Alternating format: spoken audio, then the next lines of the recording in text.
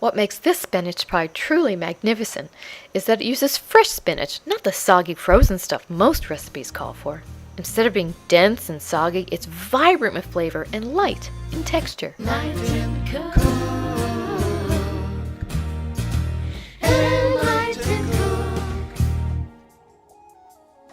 First thing we're going to do is we're going to blind bake the bottom crust so it doesn't get soggy.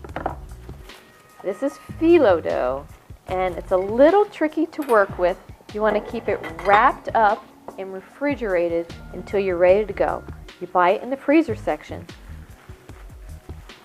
Okay, so I'm going to take 3 sheets of phyllo dough very carefully.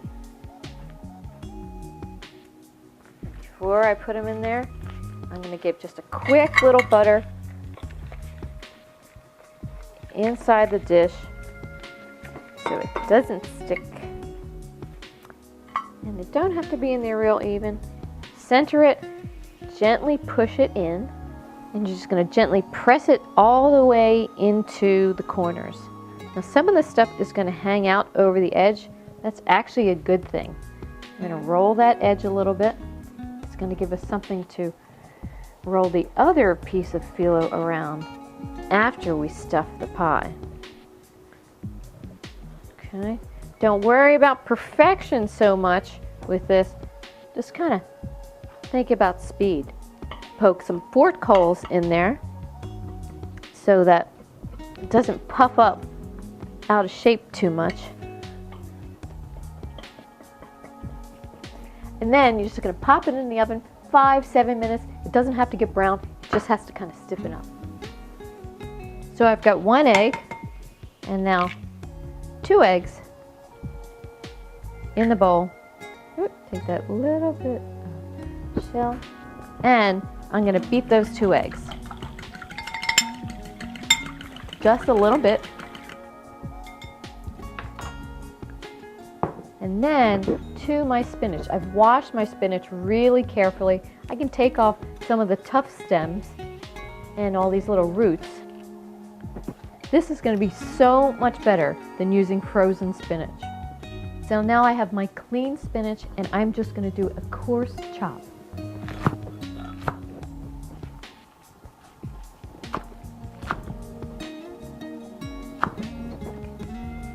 So we need a total of 4 cups of tightly packed spinach. Start to add it all to the bowl. Hand crumble your feta in there. I froze this for a while so that I could get these nice big chunks. You're going to use a full 8 ounces. So for your spices, you want to use a tablespoon of sesame seeds plus another teaspoon, and then some poppy seeds, just a 1/4 teaspoon of that. And then salt, of course we're using sea salt, 3/4 of a teaspoon. I use the teaspoon one and almost fill it up. There we go. And then lots of black pepper. With all ingredients in the bowl, there's only one really good way to do it, and that's with your hands. Incorporate all the egg from the bottom, mix in the cheese, mix in the spices, and then I'm going to take everything that I just mixed up, and I'm just going to dump it on in. And then work it into the corners. Don't worry if it crunches a little bit, breaking it up. Okay, now, not too compact. You want this to be light because that phyllo dough that goes on top is going to create the shape. So working really quickly with phyllo dough, I'm going to take 4 layers. 1, 2, 3, 4. And I'm going to separate them. And then this time I'm actually going to measure and let it hang over a little bit, and then with a scissor I'm going to cut off this extra piece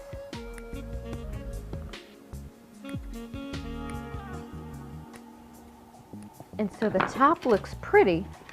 I'll take that one off. I'll put these pieces that are smaller underneath.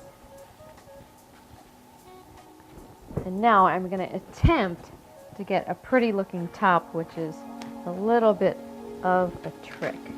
So you'll hear some of that phyllo dough from before crunching and breaking a little bit. Don't worry about that too much. I'm just kind of creating a little bit of a rolled top. So the top is on. We need a couple of air holes so that the steam escapes and doesn't get too mushy in there. Just poke a knife in there, a couple of places. So the crust browns nicely. I recommend you brush the top of the pie with melted butter or a simple egg wash of egg yolk with a little bit of water mixed in. Be sure to brush the edges real well. The baking time of 25 to 45 minutes at 375 degrees depends entirely upon your oven. So watch the pie closely and remove it from the oven when the crust is a delicious golden brown. So now it's off to the oven. I'm Yogi Marlon. Come on back for some more recipes real soon. Bye. I just know you will find you'll be cooking all the time. 'Cause when Marlon's in the kitchen, it's always fun.